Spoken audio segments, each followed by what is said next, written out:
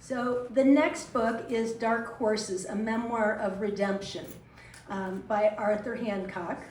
And Arthur Hancock maybe doesn't need any introduction here at this audience, but a fourth generation thoroughbred horseman who raised 3 Kentucky Derby winners on his stone farm in Paris, Kentucky, a musician, a sports writer, a poet, and now an author in a book that tells his life story, but has captivated audiences, not just in the horse industry, but those who I've passed the book along to say it is must-read material. A Memoir of Redemption, Dark Horses, and there were so many parts, it was very hard for me to pick just one, but I thought, given that his children would be here today, the part that was Staci and Arthur might be a good spot. So this is chapter 12, but it starts, I was on a merry-go-round and couldn't get off. I would drink hard every couple of weeks. I had girlfriends from Paris, Kentucky to Paris, France, in Ireland and England, but there was no one special. Life seemed hollow and lonesome. That summer, I was at the Keeneland July sale and went by Warner Jones' Hermitage Farm consignment to look at a couple of horses for a client. As I was standing there talking to Mr. Jones, I looked out into the show ring and a beautiful blonde girl was showing one of his horses. I said, "Mr. Jones, who is that girl out there showing that horse?" He looked sternly at me and his deep, authoritative voice said, "Her name is Staci Worthington and you leave her alone. She's a nice girl." During that sale, Staci had seen me walking around the barn a lot several times and asked her good friend Nancy Cloud who I was. Nancy said, "That's Arthur Hancock. Watch out for him. He's the wild black sheep of the family. He likes fast cars, fast women, and bourbon whiskey." Later that year at the November breeding stock sale at Keeneland, Staci was again working for Mr. Warner. The local paper had snapped a photo of her going in the ring with a mare. I was looking at another horse when I saw her. Having seen the picture in the paper a few days before, I stopped her to try and make conversation and commented on the nice picture. We exchanged pleasantries, and that was that. The following year, Keeneland was hosting a summer sales dinner party. I'd run into Staci that afternoon at Mr. Warner's barn and asked her if she would like to go with me. She thanked me but said she already had plans to go. I saw her there with her date that night and spoke with her for a few minutes.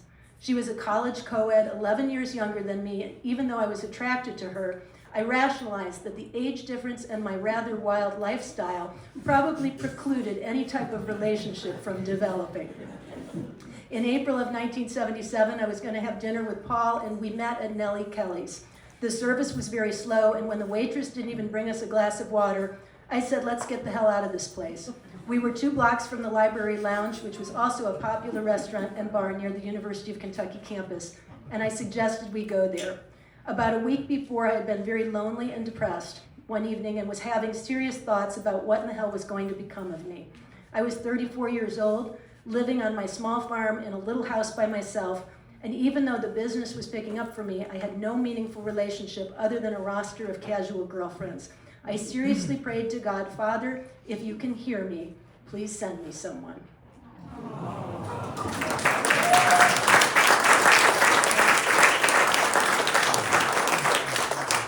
As we mentioned, Arthur is unable to be here tonight, but very able, and I didn't read the part about his birth. Arthur is here, his son, to speak on his behalf.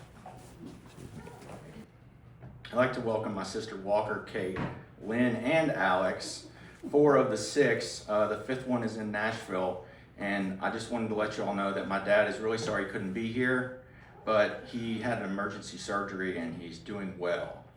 So he's out of the hospital today, actually. So due to the fact that I'm long-winded like my dad, I prepared a short bit of words here to share with you. I remember growing up at the sales, and if you came to look at a horse at Stone Farm, you didn't leave without one of the best stories you probably ever heard. So it is my personal honor to represent my father and my family on this special evening.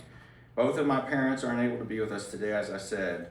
I will report that he is in good spirits and he continues to improve. He has met this challenge with the same grit and determination that have defined his illustrious career in the sport of kings. When my father had left Claiborne and was tending a few mares on the original Stone Farm on Escondido Road, how could he ever dream up a future that would read like a fairy tale? More than a few friends have referenced the movie Big Fish with its winding tales that defy the odds to describe dark horses. My father always says that Sunday Silence was a gift from God. And when I read this story and consider the probability of campaigning a thoroughbred like Sunday Silence, especially given the economic and personal circumstances of when it happened, is there really any other explanation than a force of fate we really cannot comprehend? So a message from my dad, he wrote this to me, and I tried to get him to record it on his phone, but he's 82 and he didn't really want to do that. A message from Arthur III. It is with my deepest regret that I cannot be with you all on this very special evening at Castleton Lyons.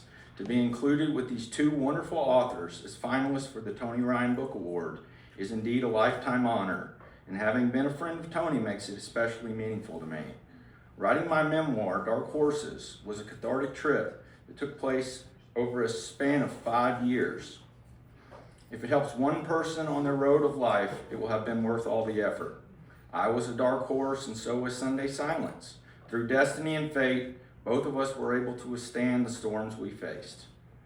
I would like to thank Shane and the Ryan family for carrying on Tony's vision. The rich tapestry of life we weave with our equine companions holds a very unique and special place in the world of literature. I sincerely thank you, Arthur Hancock III.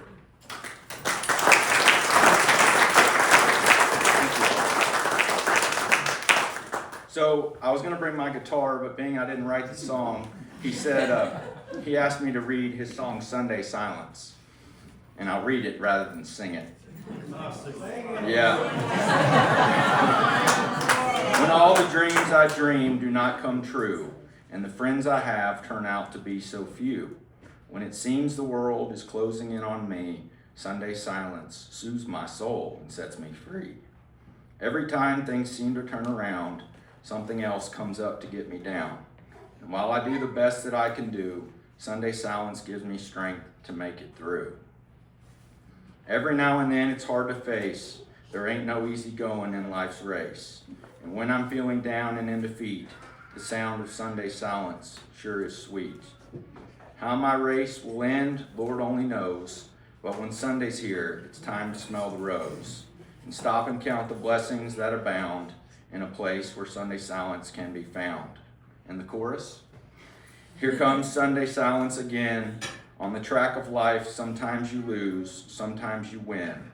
We all need the guiding hand to help us now and then. Here comes Sunday Silence. It's time for Sunday Silence. Here comes Sunday Silence again. Thank you.